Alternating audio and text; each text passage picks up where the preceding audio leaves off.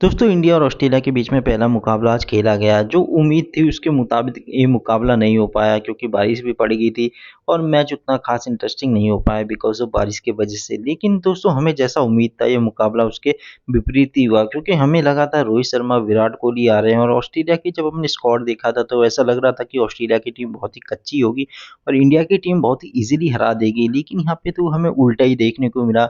मतलब इंडिया की टीम ऐसे हारी जैसे कोई साधारण टीम होगी। मुझे लगा था थोड़ी टक्कर होगी, कड़ा टक्कर होगी कि इंडिया हार भी जाएगी तो कड़ी टक्कर तो देगी। लेकिन ये तो ऐसा हो गया कि मतलब 7 विकेट रहते ही ऑस्ट्रेलिया ने इंडिया को धूल चटा दी। इतनी आसानी से कैसे इंडिया हार सकती है ये मैं समझ नहीं पा रहा हूँ क्योंकि मतलब दुनिया की नंबर 1 टीम जिसमें रोहित शर्मा, विराट कोहली, शुभम गिल, केएल राहुल, मोहम्मद सिराज जैसे खिलाड़ी हैं, वो टीम कैसे हार सकती है मैं अभी भी सोच रहा हूँ।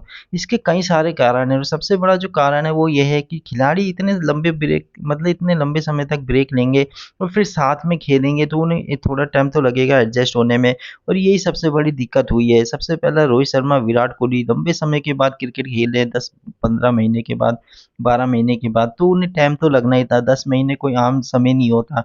10 महीने बाद अगर आप आ रहे हो तो टीम में आपकी भूमिका क्या है, ये सारी चीज़ें आपके माइंड में ज़रूर रहती है और फिर शुभम गिल नए कप्तान बन जाते हैं, आपके माइंड में कहीं न कहीं चलता है कि यंगस्टर अब हमारी जगह ले चुके हैं, तो वो तो बैक थ्रू होता ही रहता है और उसी की वजह से यहाँ पे इन दोनों को वो फायर करा। साथ ही साथ ये दोनों भी नहीं बल्कि सीरियस अय्यर भी कितने महीने बाद क्रिकेट खेले।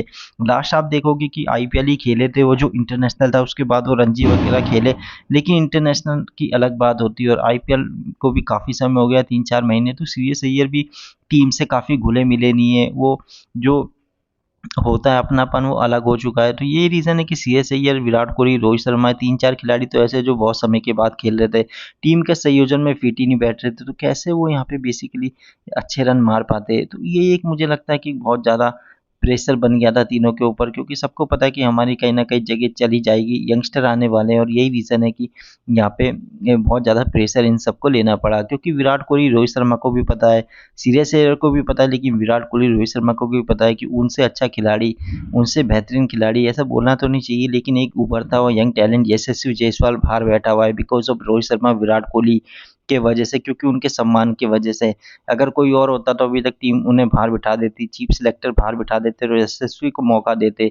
लेकिन विराट कोहली, रोहित शर्मा की जगह पे यशस्वी को बाहर बिठा रखा है और ड्रॉप करा हुआ है यशस्वी जैसे प्लेयर को कि उतना टैलेंटेड प्लेयर है मतलब कि तीनों फॉर्मेट में होना चाहिए था भारत के लेकिन तो ये रीज़न उनके बैक में माइंड में चलता ही होगा। तो मुझे लगता है ये सबसे बड़ी वजह थी भारत के हारने की।